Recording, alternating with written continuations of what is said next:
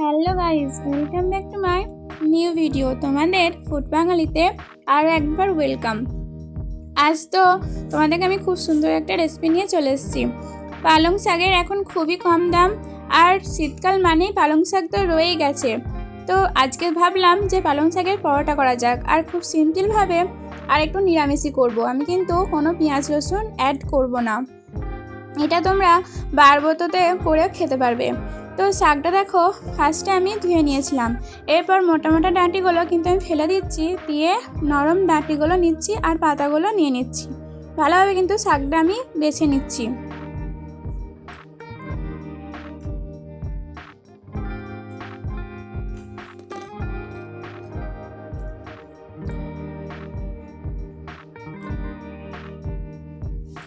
আগে থেকে কিন্তু আমি গরম করতে বসে দিয়েছিলাম জলটা, সামান্য পরিমাণে নুনটা দিয়ে এরপর কিন্তু পাতাগুলো আমি দিয়ে দিচ্ছি যাতে তাড়াতাড়ি সিদ্ধ হয়ে যায়, তার জন্য কিন্তু আমি নুনটা ব্যবহার করেছি।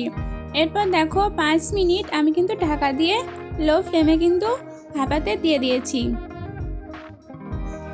5 মিনিট পর দেখো আমার কিন্তু ভাপানো কমপ্লিট। এরপর কিন্তু আমি তুলে নেব। একটা বোল নিয়ে নিয়েছি, সেখানে একটা ঝাঁঝরি দিয়ে দিয়েছি।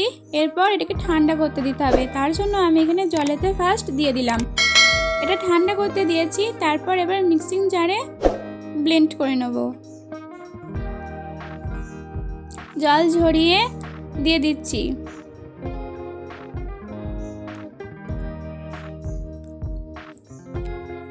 ধনেপাতা দিয়েছি অল্প পরিমাণে, 3টে কাঁচা লঙ্কা, আর দিয়েছি জিরে, আর দিয়েছি একটু বড় সাইজের আদা, আর সামান্য পরিমাণে জল।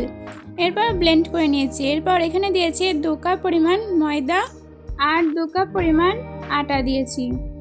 একটু জোয়ান হাতে ঘষে দিয়ে দিয়েছি, পরিমাণ মতো লবণ দিয়ে দিয়েছি, আর এখানে রিফাইন্ড অয়েল দিয়েছি কিছুটা পরিমাণে, যাতে একটু ময়ানটা ভালোভাবে তৈরি করব। সেই রকম অনুযায়ী তোমরা রিফাইন্ড অয়েলটা দিতে পারো।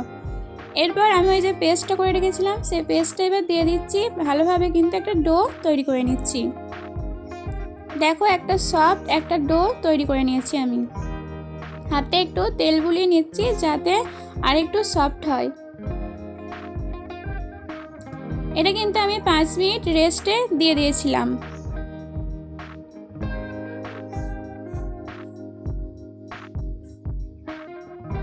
পাঁচ মিনিট পর দেখো আরও কতটা সফট হয়ে গেছে, হাতে কিন্তু একটু লাগছে না, এতটাই নরম হয়েছে। তো একটা ছোট সাইজের লেচি কেটে আমি কিন্তু ময়দা নিয়ে পরোটার সাইজে আমি বেলে নিচ্ছি।